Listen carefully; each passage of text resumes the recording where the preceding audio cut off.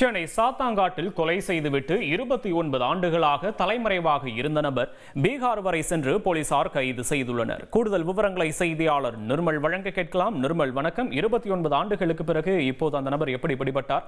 பீகார் வரைக்கும் போய் மேற்கொள்ளப்பட்ட இந்த கைது நடவடிக்கை குறித்து விவரிங்க.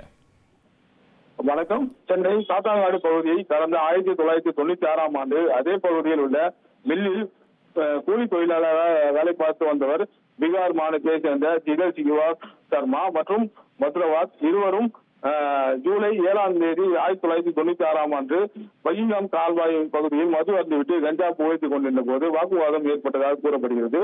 இதில் ஜிகர் கிஷோர் சர்மா மத்ரவாத் மீது கல்லை தூக்கி போட்டு கொலை செய்துவிட்டு உடலை கால்வாயில் போட்ட நிலையில் மத்ரவாத் காணவில்லை என அப்போதைய மில்லின் மேலாளர் தயாளன் மத்ரவாத் உடலை மிதப்பதை கண்டு அடையாளம் கண்டு சாத்தாங்காடு போலீசார் ஜிகர் கிஷோர் கைது செய்யப்பட்டு 1996ஆம் ஆண்டு நீதிமன்றத்தில் ஆஜர்படுத்தி சென்ட்ரல் புழல் சிறையில் அழைத்துள்ளனர். 45 நாட்களுக்கு பிறகு சிறையில் இருந்து வெளியே வந்த ஜிகர் கிஷோர் சர்மா சொந்த ஊரான பீகார் மாநிலம் கயார் மாவட்டம் ஒலே ஊரில் பதுங்கியுள்ளார். பணிய தினத்திலிருந்து 2024ஆம் ஆண்டு டிசம்பர் மாதம் வரை 5 முறை மேல் சாத்தாங்காடு தனிப்படை போலீசார் குற்றவாளியை தேடி சென்றனர். கடைசியாக சென்ற வாரம் ஒரு வாரம் தேடிய நிலையில் போலீசார் வருவதை கண்டு ஜிகர் கிஷோர் தப்பித்து வருகிறார். அவரது வீட்டை அடையாளம் கண்ட சாத்தாங்காடு போலீசார் அந்த பகுதியை சேர்ந்த போலீசாருடன் துணையுடன் கண்காணிப்பு பணியில் ஈடுபட்டிருந்தனர்.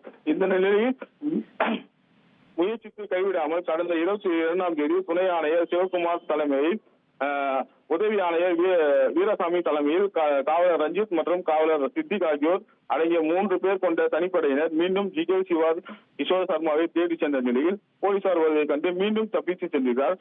குட்கா வீடா பழக்கம் கொண்ட ஜிகர் சர்மா பக்கத்து வீட்டு சுவரில் புகையிலை எச்சில் துப்பிய நிலையில் அதனை நோட்டமிட்ட தனிப்படை போலீசார் பக்கத்து வீட்டில் நுழைந்து சர்மாவை இருந்த நிலையில் அவரை அதிரடியாக கைது செய்து அந்த மாவட்டத்தில் உள்ள நீதிமன்றத்தில் ஆஜர்படுத்திய நிலையில் இன்று ரயில் மூலமாக சாத்தாங்காட்டு காவல் நிலையத்தில் அழைத்து வந்தனர். அன்று 30 வயதான இளைஞராக வந்தவர் இன்று முதிர்ந்து 59 வயது கிழவனாக காவல் நிலையம் அழைத்து வந்த போது கண்ணீர் விட்டு அழுதபடியே உள்ளே நுழைந்தார். அவரை துணை ஆணையர் வீரகுமார் சாந்தப்படுத்தி விசாரணை மேற்கொண்டு வருகிறார். விவரங்களுக்கு நன்றி நிர்மல்.